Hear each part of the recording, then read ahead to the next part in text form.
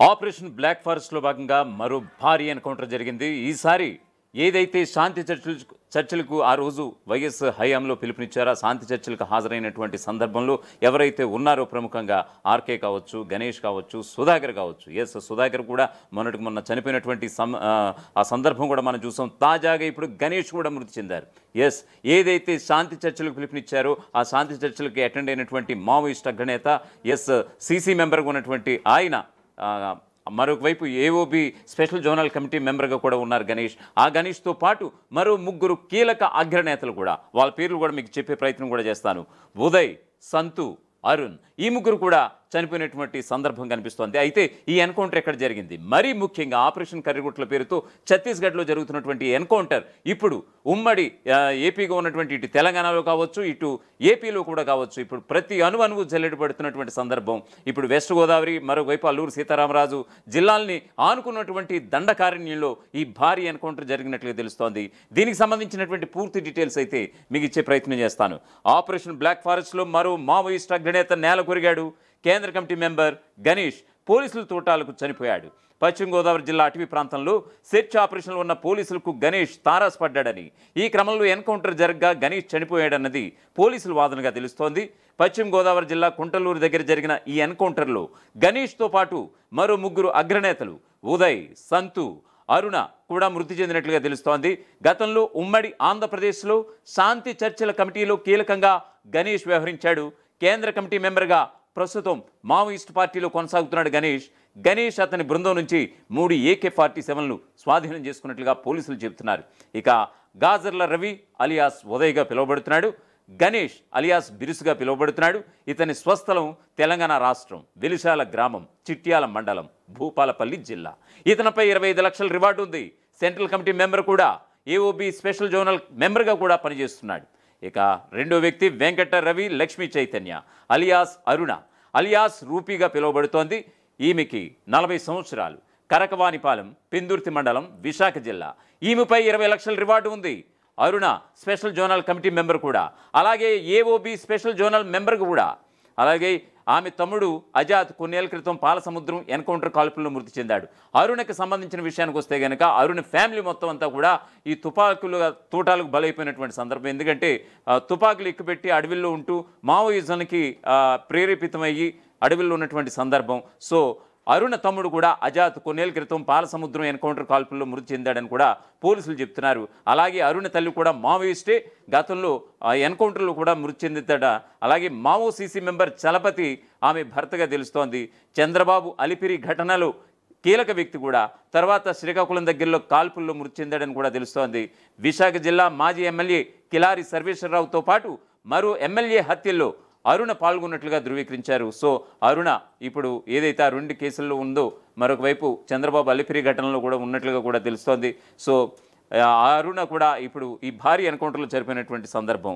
So దీనికి సంబంధించి అల్లూరు సీతారామరాజు జిల్లాలో భారీ ఎన్కౌంటర్ జరిగింది. దేవీపట్నం అటవీ ప్రాంతంలో కొండమదుల వద్ద గ్రే హౌండ్స్ సిబ్బందికి మావోయిస్టుల మధ్య ఎదురు కాల్పులు చోటు చేసుకున్నాయి. ఈ ఘటనలో 3 మావోయిస్టుల నేతలు మృతి చెందారు. మృతులు జోనల్ కమిటీ సభ్యులు గాజర్ల రవి అలియాస్ ఉదయ్, అరుణ, అంజుగా గుర్తించారు. వీరిలో ఇటీవల ఎన్కౌంటర్లో మరణించిన చలపతిరావు భార్య అరుణ్ కూడా ఉన్నారట. 2018లో డుంబ్రిగూడ సమీపంలో కిడారి సర్వేశ్వరరావు, సివేరి సోము హత్య కేసుల్లో అరుణ నిందితురాలిగా ఉన్నారు. ఆమె స్వస్థలం విశాఖ జిల్లా పెందుర్తి మండలం, కరకవానిపాలెం. ఉదయ్పై 25 లక్షలు, అరుణ్పై 20 లక్షల రివార్డు కూడా ఉంది. వారి వద్ద నుంచి 3 AK-47 ఆయుధాలను భద్రతా బలగాలు స్వాధీనం చేసుకున్నట్లుగా కూడా తెలుస్తోంది. ఇటీవల జనవరిలో ఒడిశా, ఛత్తీస్గఢ్ సరిహద్దుల్లో జరిగిన ఎన్కౌంటర్లో నక్సలిజం కేంద్ర కమిటీ సభ్యులు చలపతి అలియాస్ రామచంద్రారెడ్డి మరణించారు. సీఎం చంద్రబాబుపై గతంలో అలిపిరిలో జరిగిన దాడి కేసులో చలపతి కీలక సూత్రధారి. చిత్తూరు జిల్లా వాసి అయిన అతడిపై ₹1 కోటి పైగా రివార్డు ఉంది. మొత్తానికి ఆ రోజు జరిగిన కాల్పుల్లో జరిగినటువంటి కాల్పుల్లో చలపతి భార్య కూడా అరుణ నేల కొరిగినటువంటి పరిస్థితి, జవాన్ల తోటాలకు బలైపోయినటువంటి పరిస్థితి కూడా కనిపిస్తోంది. మరొకవైపు ఏపీలోని ఏజెన్సీ ప్రాంతంలో భారీ ఎన్కౌంటర్ జరిగినట్లుగా మరో వార్తా కథనం. అల్లూరి సీతారామరాజు జిల్లాలోని రంపచోడవరం ఏజెన్సీ ప్రాంతంలో ఇవాళ ఉదయం భద్రతా బలగాలు మావోయిస్టులకు మధ్య ఎదురుకాల్పులు చోటు చేసుకున్నాయి. ఈ కాల్పుల్లో 3 అగ్రశ్రేణి మావోయిస్టులు మరణించినట్లుగా కూడా ఆ వార్త సారాంశంగా తెలుస్తోంది. ఆంధ్రప్రదేశ్ మారేడుమిల్లి అటవీ ప్రాంతంలో జరిగిన భారీ ఎన్కౌంటర్లో మావోయిస్టులకు మరోసారి ఎదురుదెబ్బ తగిలింది.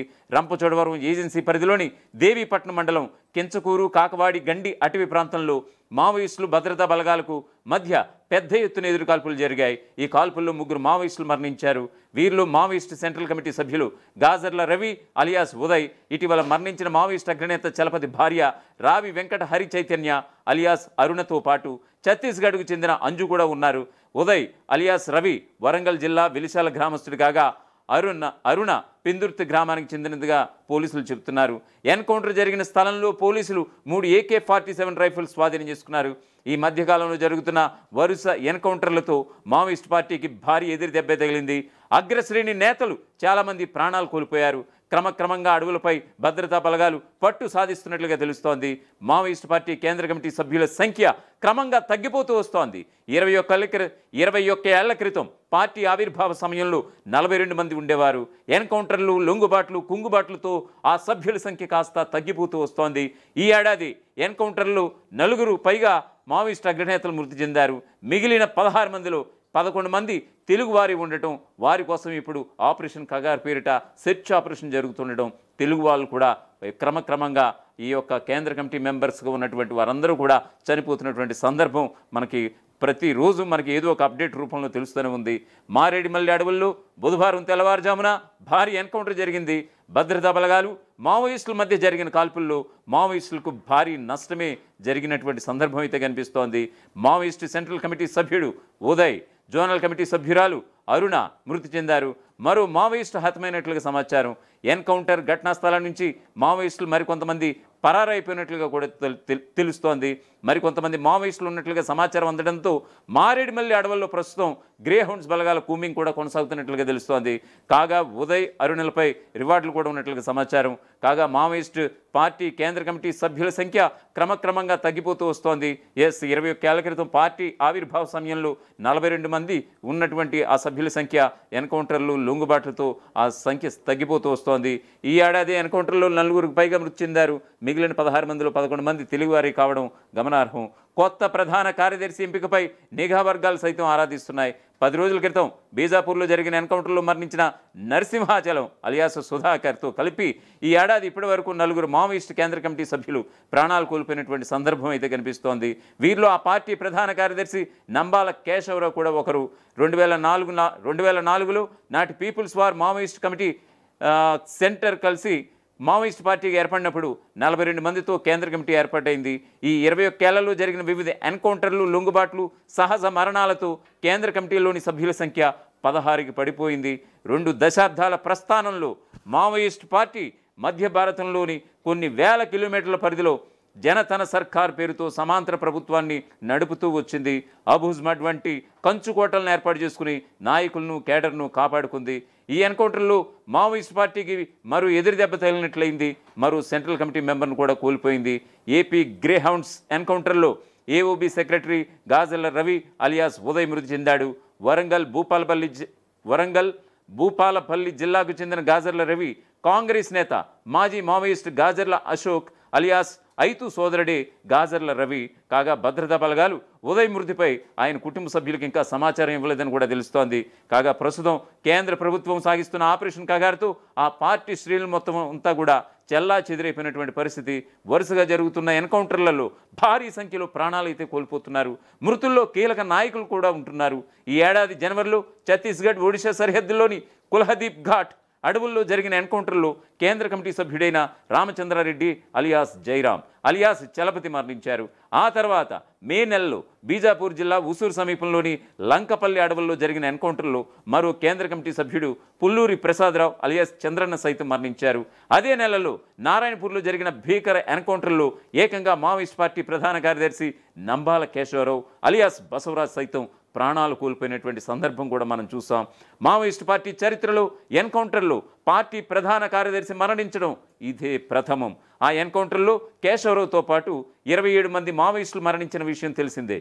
తాజాగా బీజాపూర్లో జరిగిన ఎన్కౌంటర్లో మరో కేంద్ర కమిటీ సభ్యుడు ఏపీకి చెందిన తెంటు నరసింహాచలం అలియాస్ సుధాకర్ ఆల్రెడీ ఆయన కూడా చనిపోయారు కొన్ని రోజుల క్రితం. ఈ విధంగా ఈ ఏడాదిలో ఇప్పటివరకు 4 కేంద్ర కమిటీ సభ్యులు ఎన్కౌంటర్లో మృతి చెందినట్లుగా తెలుస్తోంది.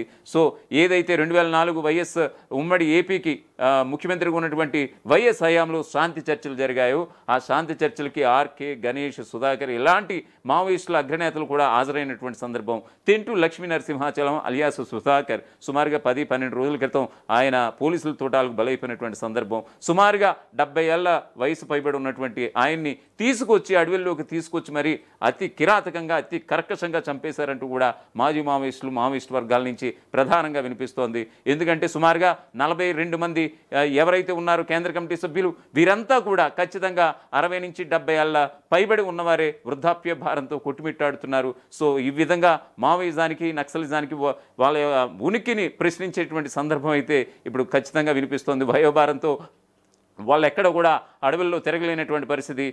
ఈవేళ రేపు మరణశయ్యపై కొట్టుమిట్టాడుతున్నటువంటి మావోయిజానికి ఖచ్చితంగా కొత్త ఊపిరి కావాలనుకున్నటువంటి ఈ ఆశా తరుణాన ఎక్కడ కూడా తుపాకీ పట్టుకున్నటువంటి సందర్భం, కొత్త వారు ఎవరు రిక్రూట్మెంట్స్కి రానటువంటి సందర్భాన పాత వాళ్ళే బలైపోతున్నటువంటి సందర్భం అయితే కనిపిస్తుంది. సో చూడాలి మరి ఏదైతే ఒకప్పుడు మొన్న నంబాల, ఆ తర్వాత సుధాకర్, మొన్నటికి మొన్న భాస్కర్ అలియాస్ అడేలు, నేడు గణేష్ ఆయన కూడా మరణించడం అంటే నిజంగా ఇది మావోయిస్టులకి మావోయిస్టు దళ సభ్యులకి నిజంగా వాళ్ళ యొక్క కుంగుబాట్లకి ఒక కారణంగా కూడా చెప్పుకోవచ్చు.